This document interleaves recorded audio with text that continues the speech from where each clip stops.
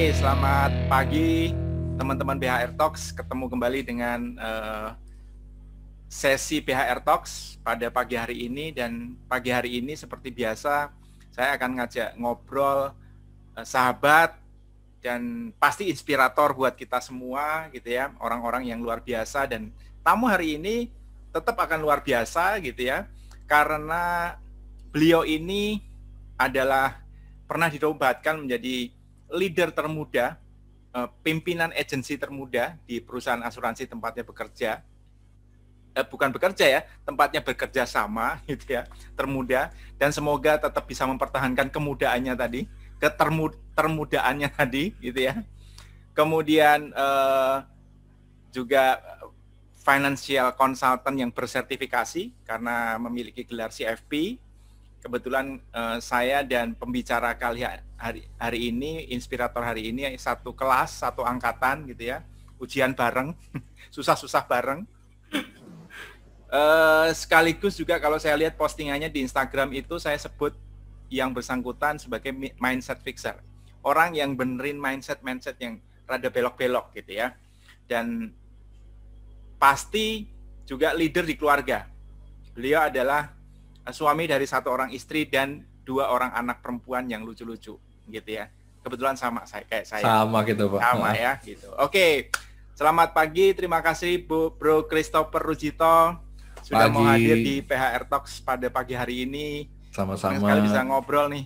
Setelah sekian lama nggak ketemu ya kita ya. Udah lama nggak kopi darat ya. Betul, Pak. Masa pandemi begini, hati-hati kita. Oke. Saya biasa panggil Topper ya, langsung kita panggilnya Topper aja ya. Iya, Pak, santuy. Topper, kalau tadi kan predikatnya banyak banget tuh ya. Ya leader juga, ya CFP juga, Certified Financial Planner juga. Tadi saya sebut mindset fixer. Karena aktif di sosial media juga menginfluence orang jadi influencer. Jadi sebenarnya posisinya apa yang mau diambil sama Christopher nih? Kalau saya sih sebenarnya simpel, Pak. Saya manusia biasa sebetulnya. Manusia biasa sama seperti teman-teman yang nonton ini juga. Saya hanya manusia biasa yang berpikir bahwa kalau saya membagikan kebaikan ke banyak orang di sekitar saya, dan di sekitar saya itu alhamdulillah bertumbuh, maka tinggal tunggu waktu aja sebetulnya giliran saya pun juga akan bertumbuh. Itu yang saya percaya sih. Mungkin peranannya jadinya ada jadi content creator, jadi influencer, tapi ya di zaman sekarang kalau kita bisa menyebarkan kebaikan, kenapa enggak, Pak? Aku mikirnya sih begitu. Kenapa? Apa yang bikin Christopher percaya hal itu? Kan banyak juga orang yang percaya bahwa ngapain lah capek-capek gitu menyebarkan kebaikan, belum tentu orang juga punya pendapat yang sama kayak kita gitu, punya pemikiran yang sama. Ya apa yang bikin Christopher tuh konsisten gitu loh, tiap hari saya lihat kontennya di Instagram itu nyentil-nyentil terus gitu.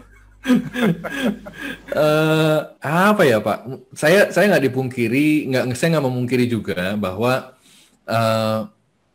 pikiran itu kadang terlintas.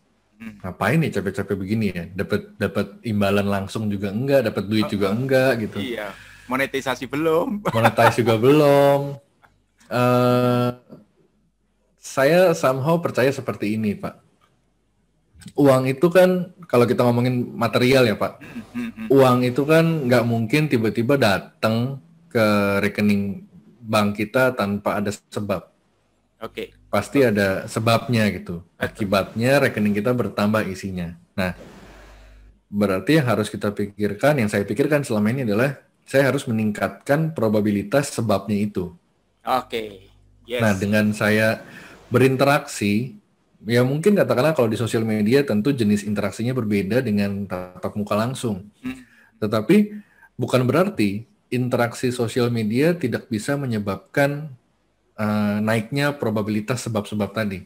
Itu sih, Pak, yang saya percaya. Jadi nambah teman, nambah koneksi. Toh saya juga jadi belajar bahwa wah, ternyata apa yang tadi Pak Basri sampaikan, di Christopher itu di tempat dia berpartner sudah punya prestasi ABCDE. Ya. Ternyata, Pak, begitu saya lihat keluar, itu nggak ada apa-apanya. Jadi masih banyak orang yang langit ya. Iya, Pak. Jadi membuat saya tuh jadinya saya ini masih jauh dari kata bagus. Jadi masih banyak hal yang masih bisa diimprove. Itu yang selalu saya pikirkan. Saya harus bisa improve itu terus. Mindset itu sih Pak yang ada di kepala saya dari zaman dulu. Oke. Dan itu kenapa agensinya namanya Real Mindset ya? Iya Pak. Simple. Mindset yang real. Soalnya dulu banget, seperti kebanyakan orang, kita di-encourage untuk mengejar hasil. Ya. Yuk, mau punya income tidak terbatas, mau punya income 10 juta sebulan, 100 juta sebulan, itu yang dijual oleh media. Dan juga banyak hal lah, bisnis-bisnis di luar menjualnya seperti itu. Padahal, begitu nyemplung, dan hanya termakan gimmick jualan itu, saya pastikan akan sengsara. Betul. Akan sengsara. Jadi, betul. Bertahun-tahun saya hidup dengan mindset yang seperti itu, seperti yang dulu. Mengejar hasil. Ingin agar gimana ya caranya income itu bisa naik jadi sekian juta dalam sebulan. Per bulannya rata-rata besar gitu. Sampai akhirnya ada titik balik yang membuat saya berpikir, wes hasil itu bukan bagian saya. Bagian saya adalah mengerjakan apa yang harus saya kerjakan, bagian pelayanannya gitu Pak. Hasilnya nanti tinggal ngikut, tinggal nunggu waktu. Betul. Nah, ini kan kita sudah memulai nyerempet soal mindset nih. Kita hold dulu nih. Siap. Gini, aku orang yang percaya bahwa orang memiliki mindset tertentu itu pasti karena ada sesuatu dalam perjalanan hidupnya, ya kan? Bahwa orang melihat bahwa Christopher sekarang menjadi seorang ya katakan berprestasi, ya kan, memiliki ya hampir kalau kita bilang sebagai seorang laki-laki itu sudah hampir ideal lah, istri, kemudian anak, ya kan, anak yang sehat itu kan yang paling penting kan. Betul. Kemudian tim yang solid gitu kan, kemudian ya kalau kita lihat tadi influencer walaupun mungkin belum bisa dikatakan sebagai belum centang biru Pak, selebgram gitu ya. Tapi kan tetap aja sudah punya banyak followers. Itu tentu melalui satu perjalanan hidup sampai sehingga punya mindset kayak sekarang ini gitu. Iya. Boleh dong Topper ceritain ke kita bagaimana sih sebuah perjalanan hidup Christopher itu bisa membentuk menjadi Christopher yang seperti sekarang ini sampai nanti kita bicara mindset. Oke. Konsep mindset. Berarti ini tarik panjang ya Pak, zaman dulu banget. Dulu papa mama saya pacaran Pak. Oke. Itu kejauhan ya Pak? Lama banget itu ya. Oke. Kejauhan. Saya ingat banget ketika saya masih kecil, saya itu suka baca buku Pak. Nah kalau sekarang mungkin bacanya udah berbeda. Kita mungkin sekarang baca layar. Kalau zaman dulu baca buku itu masih lumrah dan hobi saya salah satunya adalah baca buku. Sambil makan, mau tidur, orang-orang main di luar, saya kebanyakan baca buku dari kecil. Nah, dan saya suka gadget. Ya, seperti laki-laki pada umumnya Pak. Suka gadget nih. Nah, cuma karena saya berangkat dari keluarga yang menengah pas-pasan lah, nggak menengah ke atas, tapi menengah pas-pasan. Dan papa saya itu adalah seorang karyawan biasa. Mama saya ibu rumah tangga. Kita otomatis waktu saya masih kecil itu saya nggak punya gadget yang berlimpah tentunya. Nah komputer pertama pun yang saya punya itu adalah hibah dari saudara.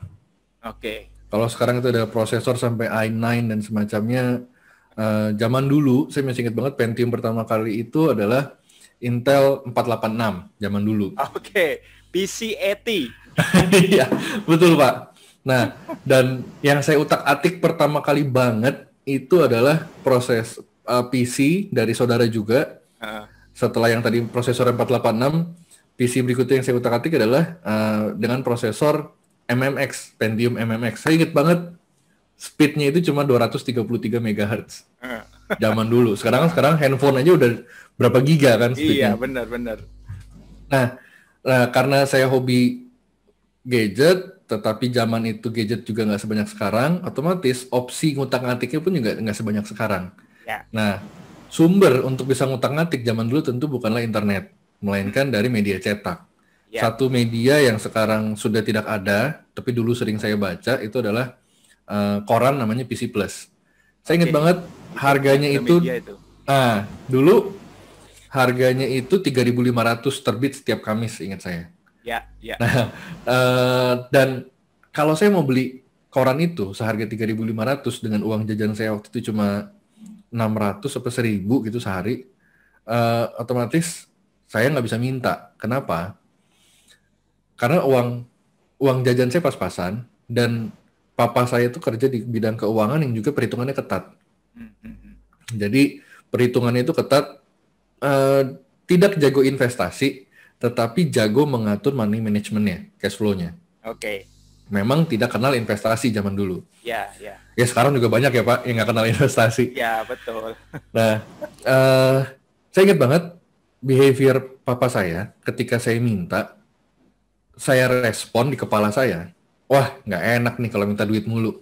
Soalnya kalau minta duit, papa saya akan bilang, aduh kamu minta duit lagi buat apa? Buat beli apa? Kayak interogasinya itu banyak gitu, untuk mencairkan sejumlah kecil uang buat saya. Buat beli majalah. Padahal kan saya pikir buat belajar juga.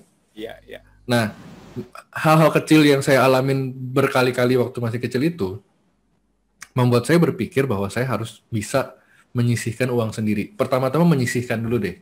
Ya. Jadi otomatis saya di sekolah itu seringkali bawa bekal sendiri, atau saya nahan lapar. Bahkan kalau ngeles, les itu dulu les bahasa Inggris waktu saya masih SD, orang bisa naik angkot, jarak naik angkotnya itu mungkin 10 menit Pak. Ya. Itu kan lumayan jauh kalau naik mobil sebenarnya 10 menit. Di zaman saya masih SD. Ya? Pada zaman itu kan, maksudnya belum macet sekarang kan? Betul, tidak macet. Saya masih kecil juga, jadi otomatis kan dimensinya buat saya juga lebih lama gitu. Saya memilih jalan kaki kalau pulang dulu Pak. Oke. Demi ngumpulin duit itu tuh, kecil-kecil saya. Kalau nanti pada saat udah duitnya kekumpul, saya baca korannya. Kalau bagus baru saya beli. Kalau tidak bagus saya nggak jadi beli. Jadi di tukang koran itu baca dulu, scanning. Itu yang saya lakukan dulu tuh Pak. Oke. Jadi habit-habit kecil itu membuat saya berpikir bahwa saya harus bisa berusaha nih. Tapi memang mindsetnya jadi mindset orang susah. Setiap ada uang bukan untuk hal yang lebih besar, tapi mentoknya sampai koran. Oke. Jadi levelnya di situ dulu. Habis itu ya beranjak SMA, ya saya komputer masih tadi, bekas saudara. Komputer itu pernah saya bikin kebakar, gara-gara ngutang-atik. Terlalu ekstrim. Literally kebakar. Jadi kalau bahasanya PC zaman dulu itu ada namanya overclock. Jadi speednya itu saya naikin 100 MHz kalau nggak salah. Cuma segitu. Cuma zaman itu langsung nggak sampai berapa detik dia mati. Terus angus gitu. Angus. Prosesornya. Kan harusnya kalau overclock itu pakai es kering kan biasanya orang-orang. Nah, saya ilmu dan modalnya nggak cukup. Jadi itu pengalaman pahit yang saya alamin dulu. Oke. Nah, pada saat SMA, saya mulai nih mencari cara agar bisa dapetin duit. Oke, SMA tuh ya? SMA. Yang saya lakukan dulu SMA adalah, saya ingat banget saya jualan jasa, ngerakit komputer sama servis komputer orang, Pak. Oke. Jadi, saya ingat banget itu ada orang tua teman yang komputer di rumahnya rusak. Ketika dia tahu bahwa, teman kamu anak SMA mau benerin komputer, mendingan nggak usah. Daripada tambah rusak. Padahal saya minta fee-nya itu sukarela biasanya Pak. Ya. Karena itu jadi modal saya belajar sebenarnya. Benar. Sukarela, dan sejauh itu dulu selalu benar. Jadi selalu komputernya itu semakin baik lah setelah saya handle. Oke. Nah, saya mulai ada budget untuk beli spare part komputer. Dan waktu itu juga orang tua saya akhirnya pertama kali ngebeliin CPU pertama kali buat saya, komputer. Jadi saya mulai bisa ngoprek lebih banyak tuh saat itu. Dan cari duit level berikutnya yang saya lakukan adalah, ini jangan ditiru teman-teman. Cuma ini adalah cara saya dulu bertahan hidup dengan uang jajan yang pas-pasan. Saya tidak bilang ini benar, ini salah yang saya lakukan. Tetapi zaman dulu ini yang saya lakukan. Saya jual CD bajakan, Pak. Oke. Jadi saya naik angkot dari Tanjung Priuk ke Glodok. Glodok. Saya naik angkot, dengan uang jajan yang saya kumpulin tadi untuk ongkos berangkatnya, lalu saya pakai untuk beli CD MP3. Oke. Zaman dulu nggak semudah sekarang untuk download dan menikmati audio kan. Benar. Nggak ada Spotify zaman dulu, Pak. Belum. Dan Belum internet ada. masih pakai modem kali ya. Nah, masih modem Telkomnet instan zaman dulu, Pak. Iya, Telkomnet instan. Nah, saya beli CD MP3, biasanya saya beli bal-balan, saya beli 10. Habis itu CD, kotak CD-nya pun saya beli banyak, CD-nya pun saya beli langsung 1 pak. Habis itu saya Kosong. CD kosong. Oh, oke. Nah, DVD CD writer-nya saya ingat banget dulu masih zamannya CD writer. Itu juga saya beli hasil ngumpulin duit pelan-pelan. Jadi nggak dibeliin orang tua. Jadi itu saya pakai buat nambahin uang jajan. Saya jual diem-diem di sekolah. Nah, agar tidak ketahuan razia, di sini kemampuan networking penting. Saya berteman dekat dengan banyak guru. Ada salah satu guru yang paling saya akrab. Zaman dulu itu belum zamannya Korea, Pak, tapi zamannya Taiwan. Oke, ya. Zaman itu zaman film Taiwan, Epse, kayak gitu-gitulah. Nah, dia gara-gara tahu tindak tanduk saya, dan dia suka koleksi VCD Taiwan itu, saya bilang, Bu, daripada itu VCD nganggur di rumah, kan habis ditonton selesai. Kalau sekarang kan streaming, beda. Daripada itu VCD-nya jadi dalam tanda kutip sampah, gimana kalau saya sewain aja, Bu, di sekolah? Disewain di sekolah. Disewain di sekolah. Kan teman-teman banyak kalau mau beli sayang. Kita sewain. Saya sewain. Dan kalaupun ada informasi razia, saya jadi tahu lebih dulu. Oke. Karena ada insider trading ya. Ada insider. Jadi kalau ada razia, saya langsung diinfoin, kamu bawa CD nggak hari ini? Bawa, Bu. Oh ya udah, ntar kasih saya ya. Oke, Bu, siap. Udah aman. Jadi nggak pernah ketangkep saya. Tidak usah ditiru, teman-teman. Itu cara saya bertahan hidup zaman dulu. Dan itu cocok pada zamanmu. Kalau sekarang mungkin nggak cocok lagi. Gimana caranya membaca? Nggak bisa. Semua orang udah punya aksesnya. Nah, sebenarnya di zaman Christopher kan MP3 pakai CD ya. Pada zamanku juga sebenarnya melakukan hal yang sama, pakai kaset. Ngerekam kaset ya, Pak. Ngerekam pakai kaset. Dek A, dek B. Gitu, Pak. Jadi cara bertahan hidup. Jadi tidak relevan pada zaman sekarang ya. Jadi demikian perjuangan ya, membentuk Christopher menjadi sampai akhirnya punya mindset kayak hari ini. Pasti karena bentukan itu tadi kan, bahwa ternyata cari duit itu nggak sederhana caranya. Dan ternyata setelah punya duit pun, kalau duitnya kita lebih banyak pakai, ternyata nggak jadi apa-apa. Kita harus punya kemampuan untuk memultiplikasi kan. Ternyata itu mindset juga. Nah, oke, Topper ini kan kita kan sesama CFP ya, sesama Certified Financial Planner. Dan aku lihat postingan-postingan Christopher itu juga banyak berkaitan dengan perencanaan keuangan, ya financial planning, terutama untuk keluarga-keluarga muda ya, emang mungkin satu peer lah ya sama Christopher ya. Nah, gini, ini aku lihat beda sama umumnya perencana keuangan yang ada gitu ya. Rata-rata perencana keuangan yang ada itu kalau aku lihat postingnya, ya karena dia perencana keuangan, dia lebih banyak bicara soal bagaimana how to earn money. Bagaimana cara dapat duit gitu. And then after kamu udah dapat duit, how to manage gitu. Jadi lebih ke ngatur duit gitu. Jadi ada namanya ya yang mungkin kita kenalkan SIP lah, saving, investment, protection segala macam. Betul. Aku lihat yang beda itu di Topper adalah tidak bicara itu semua, tapi bicaranya tadi mulainya dari mindset gitu. Kenapa mulainya dari mindset, dan sebenarnya apa sih mindset yang pengen dibangun oleh seorang Christopher gitu? Oke. Agensi saya namanya Real Mindset, Pak. Ya. Itu berangkat dari sebuah pengalaman saya personal bahwa kalau mindsetnya itu benar, maka hasilnya pun nggak usah dipusingin, pasti akan benar. Iya. Nah, yang menjadi salah di kebanyakan orang, atau di pengalaman saya dulu deh, saya nggak nyalain orang lain, di pengalaman saya dulu adalah saya banyak mengincar hasil, ingin punya income besar dan lain-lain, sehingga bukannya itu memang seharusnya begitu nggak? Tidak salah, tapi yang Tidak menjadi salah. repot adalah kalau itu jadi prioritas. Oke. Jadi ketika kita melakukan sesuatu, orientasinya hanyalah duit, duit, dan duit. Padahal pernah ada satu quotes yang bilang kalau dunia ini sudah tidak ada pohon, alam, dan semacamnya, maka kita baru tahu bahwa duit itu nggak ada artinya. Iya. Jadi saya menyadari bahwa yang terpenting bukanlah duit, tapi duit sangat penting karena setiap tahap kehidupan kita membutuhkan uang.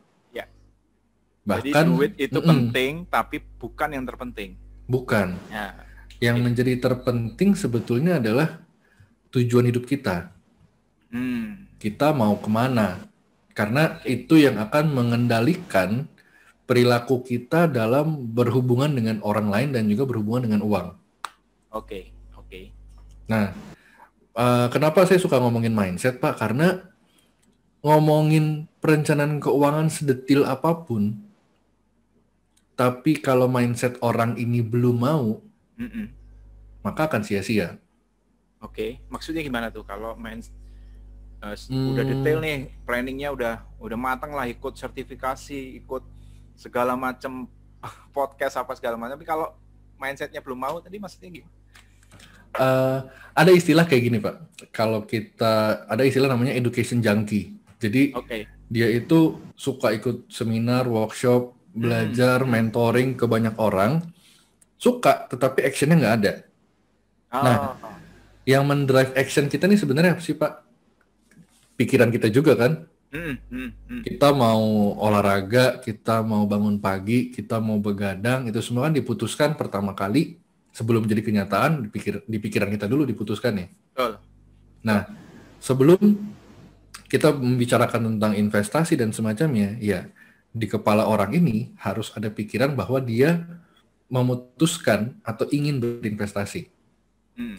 Nah, yang menjadi repot adalah kalau kita memutuskan investasi tapi nggak tahu tujuannya apa. Saya mau nih ke Bogor, tapi mau kemana? Nggak tahu. Pengennya ke Bogor aja deh. Maka begitu sampai Bogor pun, kalaupun sampai ya Pak, pasti akan muter-muter. Nggak tahu kemana. Dan menuju Bogornya pun pasti berat banget. Walaupun jalanan selancar biru semua di Google Maps. Tapi kalau sudah ada tujuannya, oh saya mau ke Bogor karena saya ingin makan soto Rahayu misalnya. Iya. Mau jalanan macet atau jam berapapun, terlebih kalau misalnya contoh kasusnya istri ngidam, mau jalanan macet pun akan diterabas. Benar. Seperti itu sih contohnya, Pak. Jadi semua berawal dari pikiran. Kalau pikirannya udah jelas mau ngapain, maka sifatnya hal-hal yang tadi itu hanya akan jadi teknikal, Pak. Mempelajari rasio keuangan, mempelajari membaca laporan keuangan, memahami instrumen investasi, itu semua jadinya hal yang teknikal. Tahu itu semua, tetapi fundamental yang nggak ada, menurut saya nggak akan kemana-mana, Pak. Karena itu yang ngebedain mental miskin sama mental kaya. Iya. Ini ada kaitannya nggak kira-kira dengan fenomena akhir-akhir ini nih, yang dimana banyak pemain baru di pasar saham, ya kan, newbie yang memutuskan untuk ikut berinvestasi saham itu lebih karena ikut kata-kata para influencer. Ya, yang mungkin kan Topo udah tahu ya, awal tahun kemarin gila-gilaan lah, ada beberapa emiten yang naiknya tuh ya kalau menurut saya gila-gilaan gitu. Ada kaitannya nggak itu kayak gitu dengan soal mindset tadi? Bisa dibilang ada hubungannya, Pak. Soalnya gini, ketika kita mendengar isu yang dilempar oleh teman-teman influencer di media, maka yang kita lihat sebetulnya hanyalah sisi teknikalnya, hanyalah sisi permukaannya aja. Kita nggak tahu behind the scene-nya apa. Yang menjadikan orang-orang kaya itu tetap kaya seperti Elon Musk, itu adalah visinya kan, behind the scenes-nya. Bahkan Elon Musk ketika tahu bahwa dia sudah dinobatkan jadi orang terkaya sedunia, dia malah kaget. Karena visi dia bukan untuk jadi orang terkaya.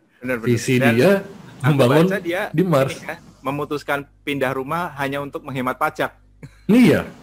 Jadi mindsetnya pun udah berbeda. Kalau kita hanya mengikuti isu-isu di luar tanpa mengetahui dalamannya, maka apa bedanya dengan kita mengikuti investasi bodong? Itu yang pertama. Terus yang kedua, kalau misalnya nanti itu bubble dan pecah, anjlok nilainya, maka yang akan menjadi korban adalah satu, para investor dadakan tadi, sama industrinya. Orang akan dianggap sebagai, wah kalau ikut main saham itu sama dengan judi, nggak usah ngikut lah, rugi dulu, saya rugi puluhan juta di situ. Padahal buat orang yang paham, seperti kita nih Pak, kita paham, kita kan nggak judi.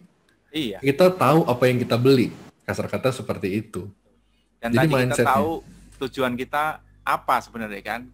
Sebenarnya kita kan, ya tadi misalnya bicara saham, ya kita memang mau membuat di masa depan uang kita jauh lebih berkembang, kan gitu kan sebenarnya. Dan bahkan alasan kita memilih satu emiten pun sudah ada kan. Karena ada behind the scenes-nya, ada ceritanya. Betul. Itu yang ngebedain sih Pak. Mindset itu akan mempengaruhi behavior orang bertindak dan berelasi dengan uangnya. Oke, jadi makanya itu dulu yang sebenarnya harus benar ya. Sebelum kita bicara tadi soal bagaimana kamu cara cari duit. Karena cara cari duit ya pasti banyak cara gitu kan. Kemudian tadi memultiplikasi duit juga mungkin juga banyak cara. Tapi kalau mindsetnya tadi belum pas, belum benar ya mungkin agak repot juga ya. Betul gitu, Pak. Betul. Gitu. Termasuk tadi banyak belajar, tapi sebenarnya nggak tahu apa yang tujuan dari belajar. Iya, tujuan belajarnya apa? Saya nggak suka memasak, lalu saya belajar memasak.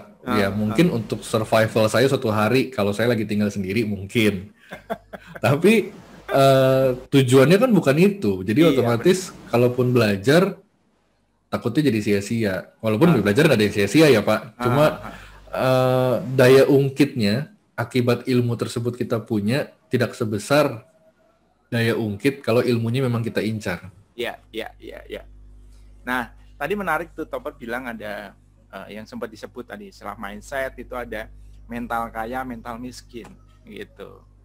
Nah, mungkin ini banyak dibahas sama banyak orang ya, tapi kalau menurut Topper apa sih sebenarnya kalau dari apa yang sudah Topper dalamin selama ini belajar ilmu mindset tadi, apa sih mental kaya sama mental miskin itu sebenarnya kayak gimana gitu? Oke. Ini kalau dalam hubungannya dengan kekayaan ya Pak ya, kekayaan apapun, material ataupun imaterial. Mental kaya itu melihatnya jangka panjang biasanya. Ini perbedaan yang paling signifikan. Mental miskin biasanya gampang di-drive orang, gampang di-drive situasi.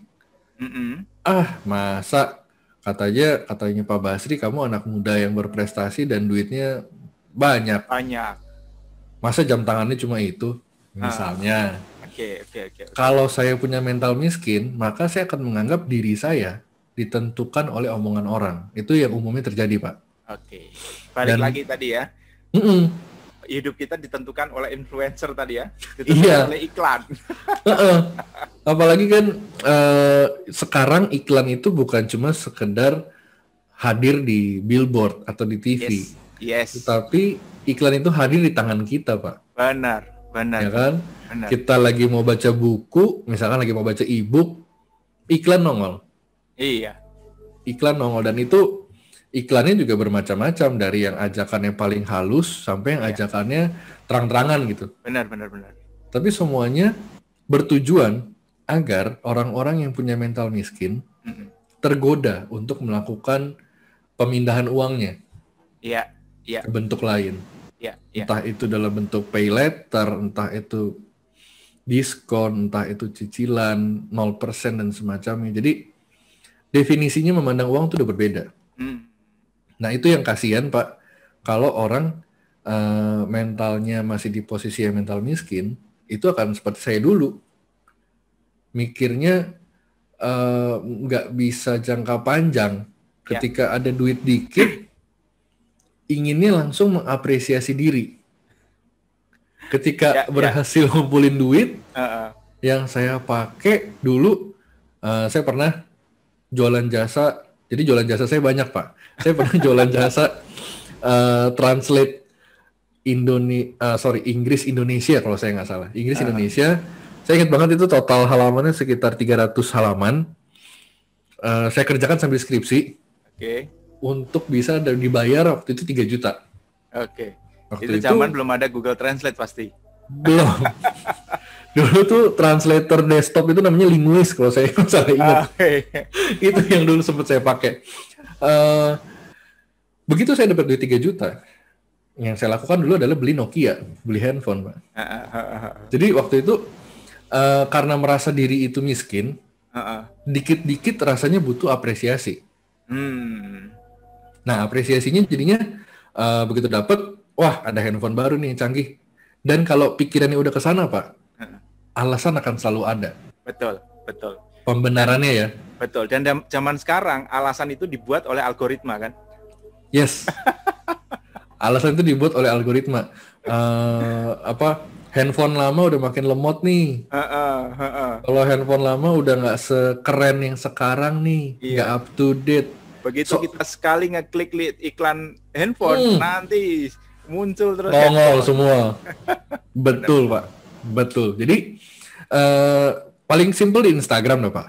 Ya. Isi explore kita kan berbeda. Betul, betul. Nah, isi explore itu akan mengikuti apa yang sering kita pantau sebetulnya. Yes. Dan ini juga terjadi di TikTok. Kalau sering lihat cewek joget-joget, ya itu ya kan nongol di TikTok kita. Iya. Betul, gitu. Betul itu. Itu algoritma. Jadi, ya. Ini akan menarik. Jadi kalau misalkan kita sadar bahwa kita mental miskin dan kita ingin pindah naik level ke mental yang kaya, tantangannya akan ada di situ tuh, di tengah-tengah. Iklan, omongan orang, pikiran-pikiran yang iya juga ya, udah saatnya apresiasi diri. Jadi manusia lamanya, mental miskin itu pasti akan terus berusaha memanggil. Yes. Lu ngapain mikirin jauh-jauh? Misalkan kayak Pak Basri, ngapain repot-repot bikin publishing, bikin konten capek-capek, nggak ada duitnya, mendingan langsung prospek, mendingan langsung ketemu orang, mendingan langsung sales call. Jadi memang horizonnya aja yang berbeda, Pak. Iya. Sedangkan kita berpikir di timeline atau di horizon yang berbeda kan, point of view-nya beda. Betul. Gitu sih Pak yang ngebedain. Nah, ini menarik Tober karena gini, tadi berkaitan dengan tadi mental kayak mental miskin, terus bagaimana kita memandang uang tadi kan Christopher bilang gitu. Kan aku dalam proses penulisan buku nih ya, buku mengenai rada sedikit komprehensif lah, dari mulai perencanaan uang sampai ke endingnya adalah perencanaan waris, distribusi harta. Tahu nggak pertanyaan pertama apa yang aku ajukan di dalam buku itu? Jadi buku itu aku bikin pakai kuesioner. Nanti Topper juga aku minta tolong isi kuesioner. Tapi sebenarnya nggak perlu lah karena aku udah bisa tebak jawabannya Topper. Jadi pertanyaannya sederhana. Kalau Anda punya duit 1 miliar, Anda mau apain? Gitu. Nah itu pertanyaannya cuma itu. Itu nanti akan jadi satu buku tuh dari satu pertanyaan itu. Nah ini yang masuk nih ya kebanyakan. Karena respondenku rada beragam. Jadi ada pengelompokan, ada milenial teman-teman anakku, ada yang mungkin seumur-umurnya Bro Erwin tuh di Medan yang 30-an gitu kan. Nanti akan masuk ke kelompoknya Christopher. Terus nanti ada yang masuk ke kelompok kolonial, kelompok-kelompokku nih yang udah 50 tahun ke atas. Tapi yang menarik adalah gini, di kelompok usia 25 sampai dengan 40, rata-rata jawabannya gini, kalau saya punya duit 1 miliar, ya saya taruh duitnya deposito. Nanti saya hidup dari situ. Itu pernah aku tulis di Facebook. Mereka nggak kebayang, kemarin di Facebook sudah aku tulis, kalau itu duit 1 miliar masuk ke deposito, dengan asumsi, katakan deposito kasih net 4%, which is itu sekarang nggak mungkin ya, agak susah ya, 4% net. Itu BPR yang cuma bisa kasih. Udah jarang. Udah ketemu kayaknya Mas saya. Iya, BPR itu yang bisa ngasih itu. Inflasi tetap 3%. Itu duit cuma cukup untuk hidup dengan standar hidup UMP DKI 4,2 juta per bulan selama maksimal 20 tahun. Artinya kalau mau cukup itu duit 1 miliar taruh deposito terus kemudian nggak mau ngapa-ngapain lagi, ya hidup dengan UMP DKI dengan asumsi tadi terpenuhi. Itu kan mindset ya, aku pikir ya Topper ya. Betul. soal apa namanya bagaimana memandang uang tadi kan, gitu. Nah, dari interaksi Topper dengan nasabahnya, apakah juga masih banyak yang punya pandangan seperti itu gitu. Ini baru ngomong duitnya udah ada loh. Kita belum ngomong kalau duitnya belum ada. Habis nanti kan kalau ngomong duitnya belum ada kan ngomong usahanya, ya kan? Panjang lagi ceritanya gitu. Nah, jadi pertanyaannya Topper, sebenarnya apa sih yang harus dicari? Uang atau bahagia? Kalau kita tadi ngomongin soal cara mandang uang, mental miskin. Sebenarnya apa sih yang sebenarnya kita cari itu apa sih? Uang atau bahagia? Kalau dari sisi manajemen mindset.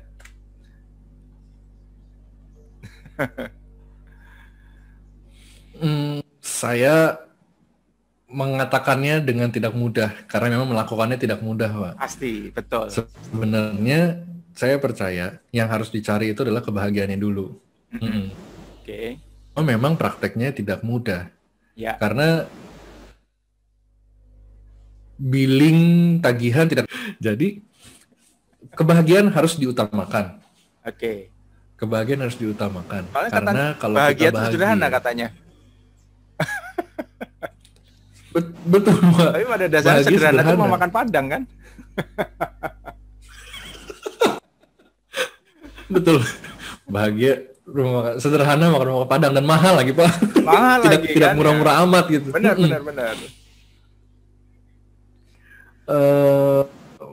Saya percaya bahagia harus dicari terlebih dahulu. Ya. Karena bahagia itu suasana hati, state di hati, di pikiran kita, Pak. Ya. Nah, dan behavior manusia, saya perhatikan adalah kalau kita bahagia, itu bisa menular ke orang lain. Oke. Dan karena basicnya orang itu mencari kebahagiaan, kalau kita bisa menjadi saluran yang bisa membantu orang lain berbahagia, maka kita akan dihubungi oleh banyak orang. Ya. Dalam bahasa bisnisnya, kita menjadi solusi untuk permasalahan atau tantangan hidup orang lain. Oke. Itu bahasa bisnisnya. Tapi kalau itu bahasa Elon Musk lah. Kalau bahasanya kita di keseharian, sebenarnya kalau kita happy, prakteknya akan lebih mudah kita mencari uang. Yes. Bahkan ada potensi uang yang nyamperin kita. Karena ketika kita happy, inspirasi itu lebih mudah datang. Ya. Yang menjadi repot adalah kalau happiness kita ditentukan oleh hal-hal di luar diri kita. Oke, contohnya? Saya happy kalau jam tangan saya mewah. Oke. Saya happy kalau gadget saya atau ya baju saya, mobil saya mewah. Oke. Kalau tidak demikian, maka saya tidak bahagia. Maka kalau kita ada di level yang mampu mengakomodir kebutuhan itu semua, maka itu akan terus jadi hedonic treadmill nantinya, Pak, kalau bahasa psikologinya. Apa tuh hedonic treadmill? Jadi kita kayak tikus, kayak lari, tapi kita mengejar sesuatu yang ilusi. Oke. Ya. Padahal prinsip dasarnya bahagia itu adalah kalau kita bisa membuat orang lain juga bahagia. Iya. Itu kayak hamster ditaruh di itu ya. Hamster ditaruh di putarannya, betul. Itu ya. Iya. Jadi banyak orang bersikuku dengan pikirannya, berpendapat bahwa aduh harus cari duit. Mengakibatkan dia jadi nggak happy. Bukan berarti orang-orang ini nggak bisa cari duit, Pak. Bisa. Tetapi namanya hidup kan harus mencari titik keseimbangan. Titik keseimbangan nanti akan muncul dengan cara misalnya tubuhnya jadi ada sakit gara-gara stres. Iya. Memaksakan sesuatu atau jadi gelisah sendiri dan macam-macam. Jadi nggak balance, saudara. Padahal alam itu pasti akan mencari titik keseimbangan yang baru. Iya. Nah, tinggal tunggu waktu titik keseimbangan muncul dalam bentuk seperti apa. Karena ujung-ujungnya kan yang paling penting sebenarnya adalah apa yang kita punya dalam diri kita, Pak. Bukan apa yang menempel di luar kita. Nah, ketika kita bisa memperkaya dalam diri, kita lalu menyebarkannya ke orang lain seperti yang Pak Basri lakukan lewat BHR Talks, maka tinggal tunggu waktu. Kan Tuhan nggak tidur, Pak. Iya, iya. Tinggal tunggu waktu ketika kita bersiar ke banyak orang, maka kita pun juga akan dapat feedbacknya. Karena titik keseimbangan itu akan dicari oleh alam, oleh Tuhan. Pasti akan ada. Iya, iya. Nah, itu yang saya percaya. Cuma memang technically kan nggak semudah itu. Iya, betul. Billing, tadi saya bilang, billing tetap menunggu untuk dibayar. Iya, iya. Nah, gini, Topper, aku menerjemahnya gini, ini benar atau salah ya? Benar atau keliru gitu ya. Jadi, orang-orang pada usiaku, BTW udah tahu lah ya usiaku berapa, setengah abad, kolonial, sudah mulai bekerja atau melakukan sesuatu itu untuk sesuatu yang kita sukai. Ya tadi kan, sebenarnya kan Topper tadi bilang bahwa ya happiness dulu yang dicari, bahagia dulu. Ya kalau aku sih menerjemahkannya, aku mengerjakan sesuatu yang memang aku sukain, gitu kan. Tadi Topper juga bilang bahwa ada orang yang happy dengan, ya udah, kalau saya berbisnis ya saya jualan, gitu. Ngapain mikir yang lain-lain? Tapi di sisi lain aku merasa bahwa kalau aku berbisnis, ya aku harus melakukan juga dengan cara yang aku sukain. Misalnya kayak gini nih, kita ngobrol kayak gini, ini kan sebenarnya kan mungkin nggak semua orang suka. Nah, menerjemahkan bahwa bahagia itu adalah salah satunya adalah dengan mengerjakan sesuatu yang kita sukain, itu pas nggak sih? Kira-kira kalau menurut Topper? Agak bahaya kalau menurut saya, Pak. Oke. Agak bahayanya di mana? Kalau saya bahagia ketika saya bisa bermain game, maka ada potensi nyerempetnya ke banyak hal. Misal, main game membutuhkan gadget yang lebih mumpuni dibandingin gadget yang lebih jadul misalnya. Oke. Maka nanti tuntutannya jadi banyak, beli handphone dan semacamnya. Padahal tidak selalu bahagia hanya bisa dengan main game. Oke. Yang menjadi repot itu adalah kalau syaratnya kita bahagia itu terlalu banyak. Kita melakukan yang kita suka, boleh. Nah, tapi definisi kita melabeli sesuatu itu kita suka atau tidak, itu yang menentukan sisanya, Pak.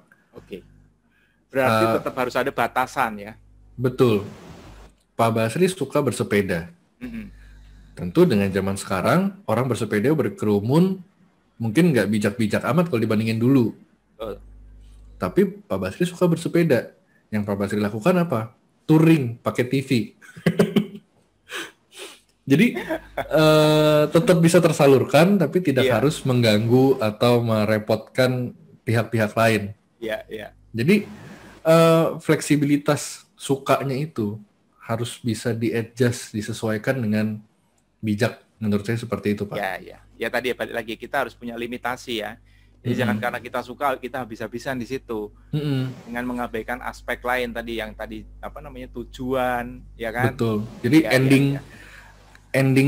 final endingnya itu mesti jelas tetap. Kalau misalkan saya suka baca buku, oke, itu baik. Tapi kalau saya baca buku sampai ujung-ujungnya bergadang, lalu saya sakit dan tidak bisa ngebantu anak istri, ya tentu apa yang saya sukai akan menjadi beban untuk orang lain. Iya. Betul. Apa bedanya saya dengan penjahat, Pak? Secara lebay ya, secara ekstrim. Ya. Itu. Oke. Nah, Topper, ini pertanyaan terakhir. Kita udah ngobrol 40 menit lebih nih. Wow, oke. Ternyata ya, nggak terasa. Nah, Topper kan saya lihat kan sering sharing, entah itu di podcast, entah itu di IG Live, juga pasti di forum-forum offline ya, saya lihat suka ngajar juga di beberapa kelas gitu kan. Kalau Topper lihat dalam perjalanan Topper ketika pertama kali melakukan hal-hal yang tadi dilakukan sampai dengan saat ini, ada kemajuan nggak sih dari sisi audiens? Apakah audiensnya, wah kita challenge-nya masih banyak nih, audiens gua tuh ternyata masih terlalu jauh lah gitu, atau udah banyak kemajuan? Kalau mikirin itu takutnya stres, tapi nggak dipungkiri itu juga mesti dipikirkan, ya Pak ya? Iya dong, jangan sampai kita melakukan kesia-siaan kan? Kalau ngomongin impact ada Pak. Impact ada, tapi kalau by number lagi agak lambat belakangan ini. Oke. Tetapi yang saya nggak nyangka jadi podcast saya ini udah sempat agak menganggur beberapa bulan karena satu dan lain hal. Tapi tiba-tiba udah hampir 4.000 yang nyetel, walaupun masih kecil ya Pak. Cuma saya nggak nyangka juga gitu. Iya. Ya 4.000 kalau kupingnya 2 kan 8.000 itu. Benar Pak. Jadi apa yang saya lakukan, bikin konten, impact-nya mungkin belum bisa ditempatkan dalam sebuah matriks tertentu saat ini. Ya. Tetapi impact secara langsung sudah ada. Contoh yang terjadi di 2021 adalah saya pernah mengisi satu sesi singkat di CNBC, Pak. Oke. Itu tidak saya sangka-sangka ada kesempatan itu, tapi bagi saya itu adalah sebuah kesempatan baik lah, kesempatan bagus. Ya dong. Kan nggak semua saat muncul di TV, CNBC lagi. Betul, Pak. Nah, pada saat pandemi, ada orang, salah satu teman kantor saya, teman kuliah saya, jadi dia sekarang kerja di sebuah perusahaan cat internasional. Dia nanya, bro, lu ada CFP kan? Oh ada bro, kenapa? Ini jadi di kantor gue ini sejak zaman online ada kegiatan rutin untuk edukasi, tetapi secara online. Oke. Lu mau nggak mengisi kesempatan ini? Dan ini Pak, itu kesempatan pertama saya untuk mengisi webinar yang secara profesional dibayar. Oke. Lalu pada saat saya mengiyakan, teman saya kasih tahu ke HR-nya. HR-nya ketika tahu nama saya, oh ini saya pernah lihat nih di CNBC. Siapa yang sangka seperti itu Pak. Jadi efeknya tuh bola salju ya Pak istilahnya ya. Betul. Dan itu berlanjut ke beberapa kesempatan webinar ataupun endorsement bahkan. Saya pertama kali endorse brand itu di 2021 Pak. Tuh kan udah benar kan, udah jadi influencer kan. ada udah mulai. Jadi siapa yang sangka? Saya nggak expect ke sana. Yes. Karena memang tujuan saya memang bukan sebatas pengen jadi punya follower banyak, centang biru dan influencer gitu, enggak. Kalau itu terjadi ya puji Tuhan, tetapi kalau enggak ya juga nggak apa-apa gitu. Tapi tadi yang saya percaya Pak, alam akan mencari keseimbangannya. Kita melakukan banyak, harusnya kita akan terima banyak. Jadi di 2021 secara matriks belum membanggakan, tetapi secara real di lapangan itu yang saya alamin. Saya mulai dapat kesempatan dan collab dengan beberapa influencer finansial yang lebih top, lebih luas pengaruhnya dibandingkan saya, Pak. Nanti di minggu ini harusnya ada surprise lagi satu, Pak. Harusnya minggu ini sekitar beberapa hari lagi. Pokoknya seminggu ke depan kalau semuanya lancar ada satu surprise lagi. Itu satu kolaborasi yang saya juga nggak nyangka. Ini by the way kita syuting tanggal 11 Januari ya. Acaranya tanggal berapa? Saya belum boleh omongin, Pak. Oh, malah belum. Belum boleh. Jadi nanti. Oke. Jadi saya pun dibilang udah diem aja dulu, cukup for your eyes only, dia bilang. Oke. Siap. Film James Bond aja tuh. Jadi kalau saya disclose di sini, saya takut ditembak, Pak Dri. Oke. Ya udah, kita tunggu lah ya, kita tunggu kabar selanjutnya nih dari Topper, supaya ya kita semua berharap memang apa yang kita lakukan itu memberi dampak lah ya, tanpa Betul, kita Pak. Harus berharap hasilnya, karena saya sepakat banget dengan apa tadi Topper bilang, hukum keseimbangan. Kalau saya percaya pada hukum fisika, hukum kekekalan energi. Ya nggak, betul nggak? Apa Pak. Yang kita kasih itu pasti akan balik sebesar apa yang kita kasih. Betul ya, karena energi itu tidak hilang, ya, pindah dari satu bentuk yang lain. Betul. Masih apa loh itu pelajaran? Anak IPA ya berarti dulu. Anak IPA. Anak Sama. IPA. Oke, Topper, luar biasa nih obrolan kita hari ini dalam banget ini, deep banget gitu ya. Kita ngomongin mindset, kita ngomongin life purpose ya kan. Kita ngomongin happiness gitu, kita ngomongin limit supaya kita juga tahu bahwa apa yang kita lakukan itu juga nanti ada hasilnya, nggak cuma happy-nya doang gitu kan. Dan kita ngomongin soal dampak tadi. Jadi ya aku berdoa si Topper terus bisa memberikan dampak yang lebih besar. Kita semua bisa memberikan dampak yang lebih besar. Amin. Ya, terutama dampak positif ya pasti ya. Gitu. Betul. Ya. Oke Topper, terima kasih banyak waktunya, luar biasa banget hari ini. Sama-sama Pak Basri. Jangan kapok ya, nanti kita ngobrol lagi. Kayaknya aku tuh masih ada 4 pertanyaan lagi, cuman waktunya kayaknya nggak cukup. Diskusi kita kayaknya dalam banget soalnya. Nanti kita akan undang lagi di sesi berikutnya, Topper. Siap. Supaya kita bisa dapat insight-insight baru dari Christopher. Teman-teman yang mengikuti BHR Talks kali ini bisa follow akun Instagramnya Christopher. Ya, nanti saya akan tulis di kolom deskripsi.